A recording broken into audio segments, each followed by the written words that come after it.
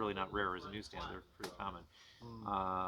And the thing about newsstands is that certain issues are actually not any rarer if they're a newsstand versus a direct. But other ones are. Depends on the year, right? No, it actually depends on the issue. It's the issue. Okay. Because, like, for instance, some issues were so popular. Black is like the brightest day. Where are the heroes? As soon as they get here, everything will be alright. I need a hero. Someone superhuman who can come and save my life. Crisis after crisis. Newsstand Spider-Man. Newsstand Spider. Which issues? Well, if you're talking about what I have or what I'm looking for, or my opinions on the newsstands, those are all three completely different subjects. But I was basically buying a lot of newsstand 298s, 299s, 301s. Okay. I only got one 316. I'm not buying 300s A because they're too expensive, and B because they're really not rare as a newsstand. They're pretty common. Yeah, the thing about newsstands is that certain issues are actually not any rarer if they're a newsstand versus a direct. But other ones are. Depends on the year, right?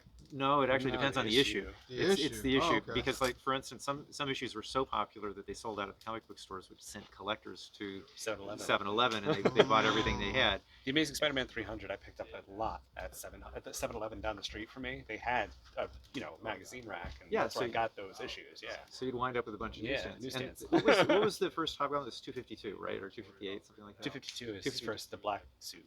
Yeah. Oh, that's right. It's black suits. But what's the first Hobgoblin? It's 258, something like that. The one with the tattoos insert. Oh yeah, that's But that one's not that rare either. The thing is that there are other issues right near them that are spectacularly rare, hard to get. I started getting newsstands maybe 3 years ago, something like that, when I first became aware of how hard to find they are. Yeah. And now that I know how hard to find they are, I was in good condition. they're actually what hard. I mean? They're hard to High find, grade, depending on what they are. They can be hard to find in any condition. And some of them you really have to be looking for the good condition. But the thing is, I was buying them originally because I was thinking this is because I can't afford to buy the comics I want, the Silver Age comics that I'm trying to recover because I lost those when I was a kid. And I figured, well, I'll get these things which are so rare that their price is likely to go up a great deal over what I'm paying. But now that I know how rare they are, I don't want to let them go because I'm afraid that if I do, I'll never see one again. And there are comics like that in the newsstand group. So when it comes to the ones that you would say are more common, I'm going for the rarer versions of them. So I'm buying, if we're talking 80s, I'm getting the Canadian variants. And if we're talking like this Bronze Age, actually they don't, newsstand's meaningless at that point, but because everything is newsstand. But then I only go for the UK variants. But it's a price variant. Yeah. Yeah, but the thing about the newsstands, there are some issues that I have literally never seen a single copy for sale anywhere, and I have been looking hard. Which issues? Well, like for instance, DC did a Catwoman series that started in 2002, and I originally wanted it because of the Darwin Cook art. I love Darwin Cook stuff, and he only did the first 4 issues, okay? And I got number 2 and 4, but 1 and 3 I couldn't find. Today, 3 years later, I still haven't found a single copy of a newsstand 1 or 3 for sale anywhere, okay? On top of which, I then picked up the 5 through, I don't know, maybe 41, 42, something like that. But then after that, from 43 through 80, whatever, I've only seen a couple of copies for sale at really high prices. At the time, I wasn't willing to pay those prices. Now I actually would if I could find them again. But I only saw like 2 or 3 of those issues with Adam Hughes covers for sale, and all the rest I've never seen at all. In newsstand. In newsstand, yeah. Jonah Hex, I've got a couple of those in newsstand, but none of the Darwin Cook covers, which are the ones I want. So those are issues 30, 33, 50, 55, something like that. And the Hulk, the 2008 series of the Hulk, that one was really, really hard to get. I mean, I did get it eventually, and I've seen it a couple of times in newsstand. It's not like it's... Was that the Red Hulk Yeah, one? it's not one of these ones that you never see. It's just that they're really uncommon. So, like, I remember for a few months, I was literally looking every single day, multiple times a day, and I was going through every single listing I could find. And then I finally found one, and I bid on it, and another guy got it from me in the last couple seconds of the auction, which really annoyed me. So the next time I saw one, I made sure I got it. And I did. And the funny thing is, it came with a direct edition, which happened to be a 9.8, and I didn't even notice. I didn't care. I mean, I wound up getting a 9.8, number 1 direct, and it was like, okay, fine. That Look at his eyes back there. He heard 9/8 and his eyes jumped over there. Yeah, I but- seen you. that was Hulk #1, Red Hulk. It's a good book. But- You know what I mean? That's Yeah, still a good book. yeah. So, that was cool. basically free. But when I was at the New York Comic Con a couple years ago, I was looking for Spider-Mans, and I found that the run from 600 to 700 is particularly hard to fill. And there was a guy there who told me, yeah, that dealer across the way, who's got this giant booth and gets hundreds of thousands of comics in his store every year, is trying to do the exact same thing and has been trying to do it for the last 5 years, and he's not even close. And hasn't seen some of the issues. I mean, if you Yeah. kind of talk about that too, like on the message boards, right? You Yeah. see some of the dealers that are big dealers. They're like, yeah, I've never held Thor ever. Yeah, And yeah. They And as far as they know, yeah. This is like a long, long time ago when I was a kid in Santa Barbara. I went to a flea market and I found a box of comics that were all platinum age comics. Okay, every one of them. Well, no, not every. They had some modern Archie's stuff in there, but most was platinum stuff. And one of them was a feature book #1, which is the first Dick Tracy in comics. Okay, it's a spectacularly rare comic, and the Overstreet Price Guide at the time listed it as extremely rare, only 2 copies known to exist. Okay.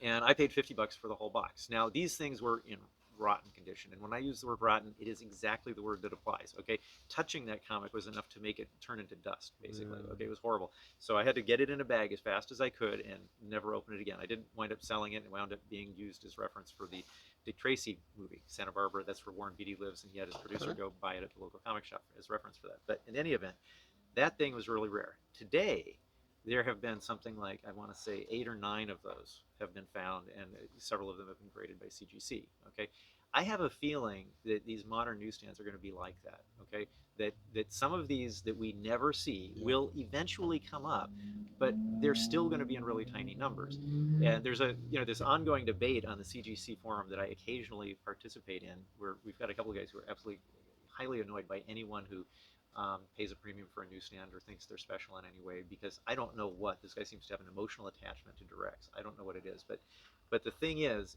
that there seems to be this idea among some people that there are hordes of newsstands just sitting around in a warehouse somewhere. Okay, and that they're eventually going to come out when the prices go up. Well, if that's the case, what about Ultimate Fallout 4?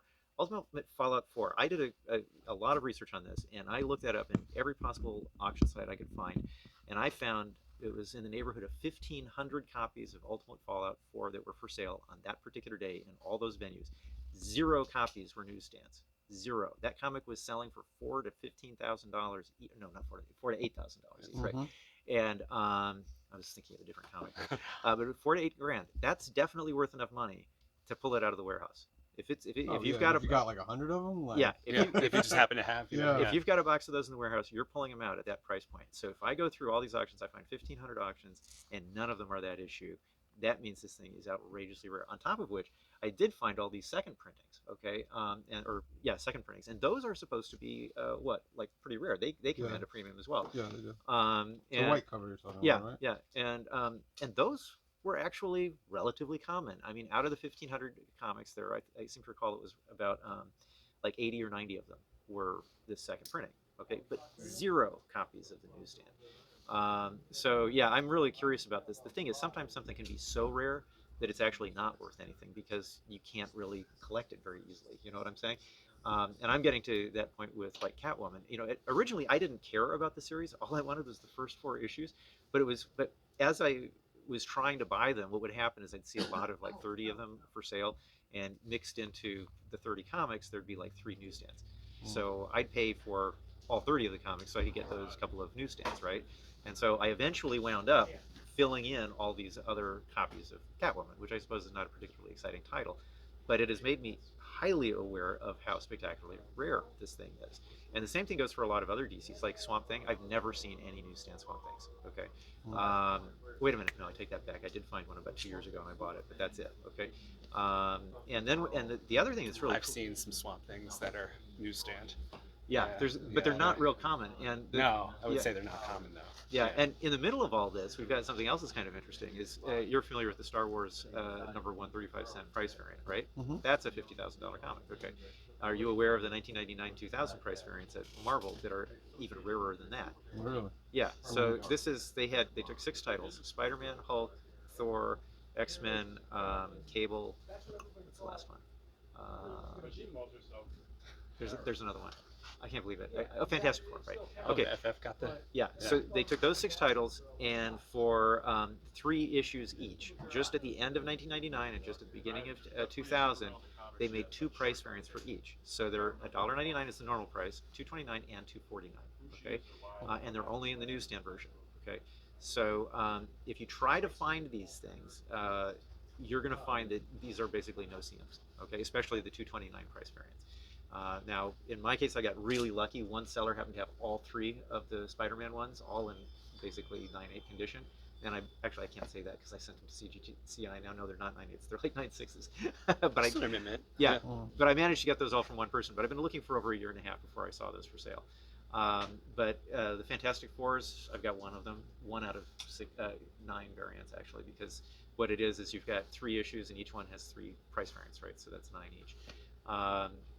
But most of those, I think I've got maybe 12 of the total 36. And this is after looking for 3.5 solid years. That's crazy. This is, and the thing is, in the new age of comic book collecting, okay, and I don't know if this is going to be the case for kids, but for adults who can actually afford to buy not really everything that we want, but we can at least buy some of the things we want, right?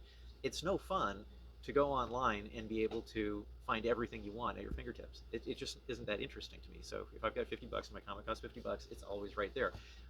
What makes it fun is if it's super, super rare, like these newsstands or these price variants. It's like so for me, I hardly ever buy anything that isn't one of these extra rare categories, just because it makes it more interesting to try and locate it. Do you know what I'm saying? It's kind of like a Pokemon game. You got to catch them all, right? And they're not easy to find. The internet made it too easy to find comics in some ways. It became so easy that the fun that I used to experience when I'd go into like an old bookstore or some kind of a flea market or whatever, and I'd find these comics at good prices, and I never knew what I was going to find either. That was the other thing that was kind of fun, is that you'd go in and you'd find these things you didn't expect, and you'd be thinking, wow, that was really cool. But you don't have that experience so much with the internet, because you just make your list and you go online and you basically can fill the whole list easy.